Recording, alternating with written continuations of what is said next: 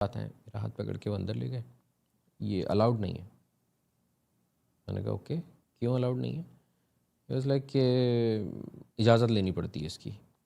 तो मैंने कहा मुझे तो बी ने इजाज़त दी थी, उन्होंने बोला था, सारा कुछ अरेंज करके दिया था, मैं तो खुद नहीं आया, वो तो मुझे नहीं जानते, जो सेलिब्रिटी हैं सी जो हैं वो मुझे नहीं जानते।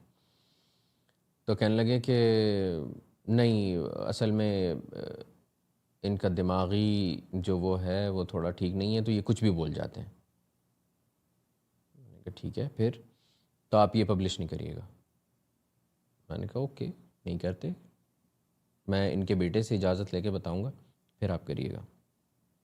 मैंने कहा आप मुझे ये बता दें कि ये चार्ज कितना करेंगे, क्योंकि मेरे ये समझ आ गया कि ये पैसों की तरफ लेके जाना चाह रहे हैं।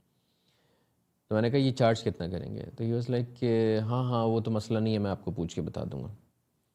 एंड फिर उसके बाद उन्होंने एक बात ऐसी कही कि जब तक मेरे जहन में ये था कि पब्लिश तो करूँगा मैं, फिर उन्होंने एक बात ऐसी कही जिस पे मैंने ये फ़ैसला किया कि नहीं यार, पब्लिश नहीं करूँगा मैं।